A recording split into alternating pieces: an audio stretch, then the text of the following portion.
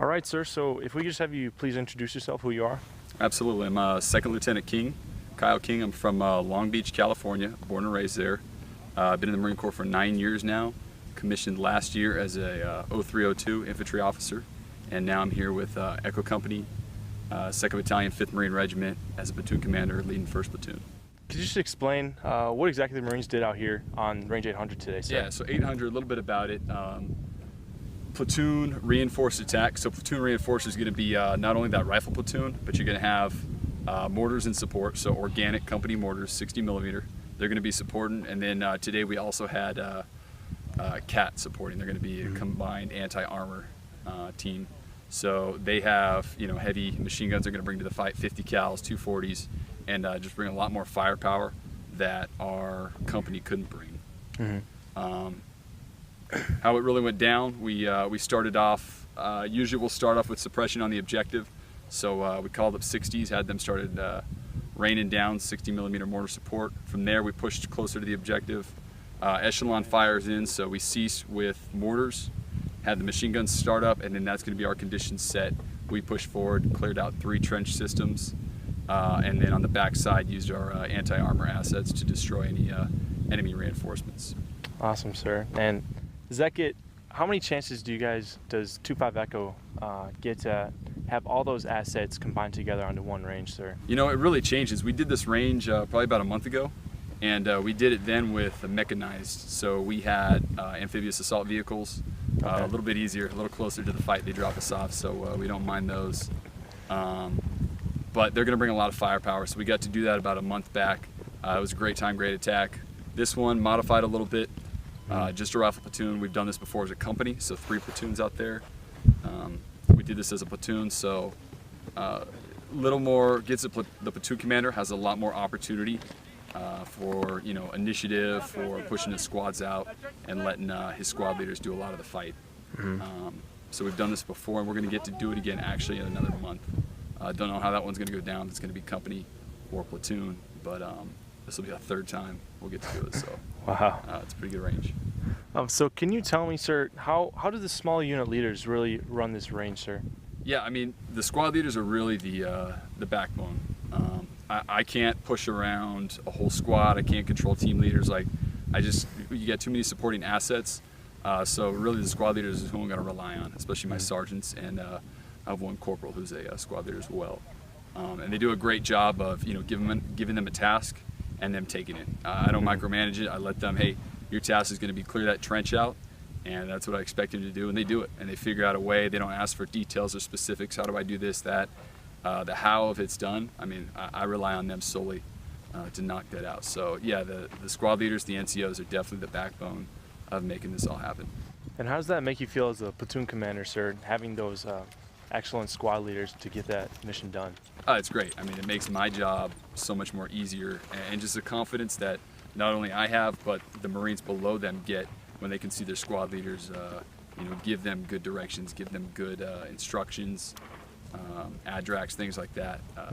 It just builds confidence. They know that they have a solid leader over them, and it's just going to make the mission that much more successful, that much more effective. Definitely, sir. So what are the Marines able to accomplish on Range 800 out here on such a huge range with so many possibilities? What are they able to accomplish out here that they can't really perform on smaller ranges, sir? Yeah, the distance moving to the objective, got to knock that out a little bit. So it's a little bit of a gut check, but the Marines, they push through it. I mean, water levels go down. They're tired, they're hot. They have, some of the guys have upwards of, 80 pounds of ammunition on their backs. So that's a gut check, and we got to train to that. We're not always going to get dropped off like we did with amphibious assault vehicles on the objective or close to it. We might have to make a movement, a click, 2 clicks, 3. I don't know what it's going to be, but knowing that the Marines can do that, it's going to build that confidence. So just moving to the objective, actions on.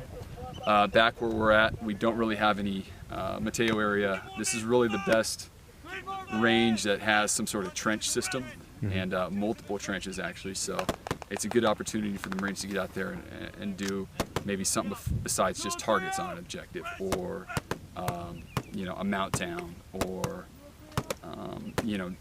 only pits targets, only direct fire weapons. This is one of the few ranges on base where you can do mortars on the objective or pretty close to, and then at the same time, Marines can maneuver on that area where mortars are firing. So it just allows us to make it more realistic. A lot of things we have to notionally sometimes say, hey, mortars are firing, or notionally say, you know, CAT is suppressing. But this range, you get to bring all that out, and the Marines get to see the full effects of all these weapons.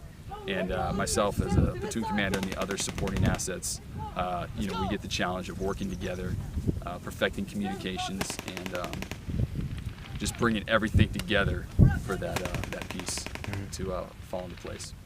So what do you think overall the Marines here took away from this for the pre-deployment training, sir? Yeah, I mean, the biggest thing is, you know, just individual actions are the best thing. You know, the Marines, you see them in there, they know how to hold security as you're moving up. They know how to just, you know, get inside, clear the trench out, execute a frag battle drill where they, you know, properly throw the hand grenade. They know how to clear the trench as systematically, not just kind of randomly walking in there. They know how to, one runs out of ammo, the other one has a magazine he can throw to him. So just the communication pieces, the individual actions, the Marines are always getting better at that. We started 6 months ago with, I want to say, probably 75% of the platoon coming straight out of the School of Infantry. And in 6 months, I mean, we've come an incredible way. And these guys are, they're warriors. And so not only the individual actions, but just the gut check of having to accomplish this range, push back, and then knowing that they're going to have to execute the range again tonight. Just that confidence. Once they walk away from this, they'll remember this. It wasn't a nice and cool, breezy day. I mean, it was hot. They were tired. We were out of water. They'll remember like how far they were pushed to the limit. And when this happens again in, you know, a country that we're called up to support, they'll know what they can accomplish. They know what their limits are, and they know when they can push past that comfort zone. Definitely, sir. Obviously, there's so many new Marines in the company here, sir. What was that like, having to train all those new Marines with a deployment so soon? You know, it was difficult the first 2 or 3 months. We had a lot of guys that got back from the Afghanistan deployment. They were transitioning out, and it was a little tough, especially with a lot of guys getting out. But they did well. As the new Marines came in, they brought them up to speed. So I give a lot of credit to the senior guys who passed on knowledge. And then we just had to hit it hard. I mean, in the past 6 months, we've probably been in the field for about 4 months of it. So we've hit it really hard. And just ranges like this, or small ranges, you know, practicing immediate action, practicing fire movement, practicing reloads, practicing 203 on a known distance range. So very, very basic skills. And then at the same time throwing in their advanced skills and just, you know, putting them in the grinder, and they performed. They've really performed, as you've seen. So it's just training, hitting it hard and hitting it often. Definitely. So where do you guys plan to go from here, sir? We plan to leave in November. 31st meet, we'll fly over to Okinawa, and then from there, really wherever we're needed. We'll be conducting operations probably, I don't know the details, but probably I can assume Korea. Mountainous terrain like we have here. Philippines, also mountainous terrain, a little more tree line, a little more vegetation. And anything else we're called to go. Japan, Thailand, Indonesia, Malaysia, wherever we're needed in that area of operations, we'll support. So the Marines, we can expect a lot of things like humanitarian. I think that's always the standard. Humanitarian operations, civilian evacuation, some sort of security element, but we always train the Marines to combat because in the end, like, they can always default back to helping people and pass it on MREs, but we can't reteach them when they're thrown into it. We can't reteach how to conduct ambushes, how to conduct movement to contacts, how to conduct a live fire platoon reinforced attack. It's too late by the time we step. So we hit the stuff here hard, and then once we get out there, we can you know, adjust to those non-kinetic missions we might receive. Definitely, sir. And how do you think your Marines will perform after hitting it so hard for the past 6 months? I think they're going to do great. You know, there's always room to improve. We're not there. We never will be. There's a level that we need to reach, and we're still going for it. Like I said, a lot of the guys are young. Team leaders are very young. Probably last year at this time, team leaders were graduating from high school.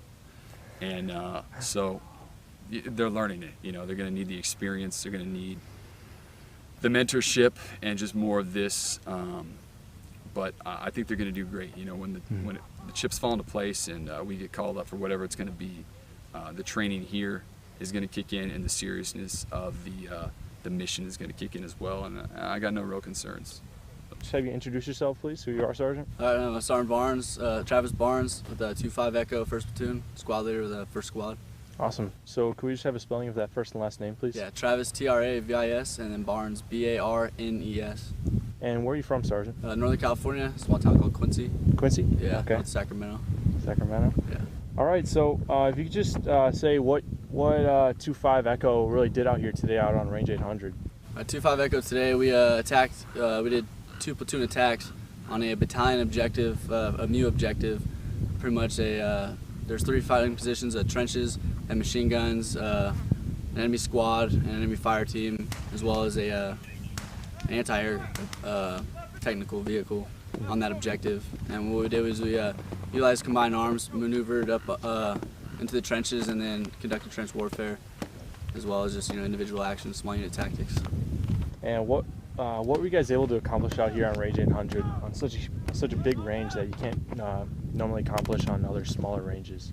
Big thing is maneuver space. Just being able to get that standoff for supporting assets to suppress for you the maximum amount of time to allow you cover you up to the last covering concealed position before you have to break out of cover and attack.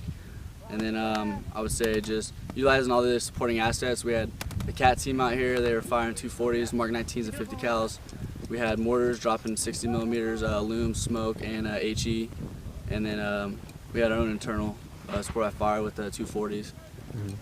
So how many chances do you have, or how often do you get to train on a range with all those aspects into one, like simultaneously going? We've been doing this one pretty often this year. Just it's been an unusual workout. We do this range a lot. It's probably the 3rd time we were coming out here one more time. Normally it's just you build up to that like level starting from fire teams all the way up to squad, platoon, company, battalion level ops. You don't really see this type of range until you get to the platoon and company level operations, and then enhanced Bombing Viper or CAX, whatever they call it now. All right. So so what is your role as a squad leader, like say out here today, Sergeant?